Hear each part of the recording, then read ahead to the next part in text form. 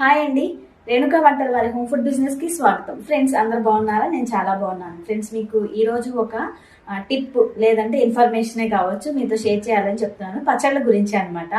So పచ్చళ్ళు మనం ఎలా నిల్వ చేసుకోవాలి, ఇది చాలా ఇంపార్టెంట్ అండి. పచ్చళ్ళు ఇలా గాజు సీసాలో, గాజు జారుల్లో, పింగాణి జాడీల్లో నిల్వ చేసుకోవాలి. లేదు మనం టేబుల్ మీద పెట్టుకుంటున్నామంటే ఇలా క్యూట్ గా ఉన్న చిన్న చిన్న జాడీలు మనకి మార్కెట్లో దొరుకుతాయి.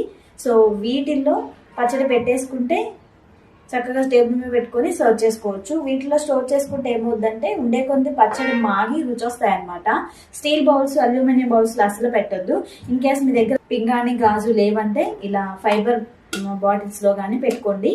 సో ఇంకొక ఇంపార్టెంట్ పాయింట్, పచ్చళ్ళు నిల్వ చేసుకున్నప్పుడు అవి కలర్ మారకుండా, టేస్ట్ మారకుండా, పాడవకుండా ఉండాలంటే ఇంకో ఇంపార్టెంట్ ఏంటంటే చూడండి, ఆయిల్ పైకి తేలి ఉండాలి, పచ్చడి లోపల ఉండాలి. ఇది చాలా ఇంపార్టెంట్.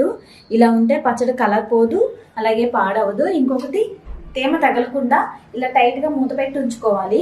అలాగే పొడిగా ఉన్న ప్లేస్లో పెట్టాలి, షింక్ పక్కన అలా పెట్టుకోకూడదు.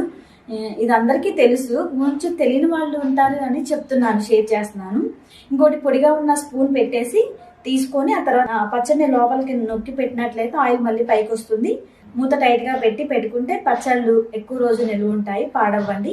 ఈ టిప్ మీకు యూజ్ అవుతుందని అనుకుంటున్నాను. ఫ్రెండ్స్ మీకు ఇలా పచ్చళ్ళు ఏమన్నా వెజ్, నాన్ వెజ్ కావాలంటే స్క్రీన్ పై కనిపిస్తున్న వాట్సాప్ నెంబర్కి మెసేజ్ చేయండి. ఫ్రెష్గా తయారు చేసి షిప్ చేస్తాను. Thank you.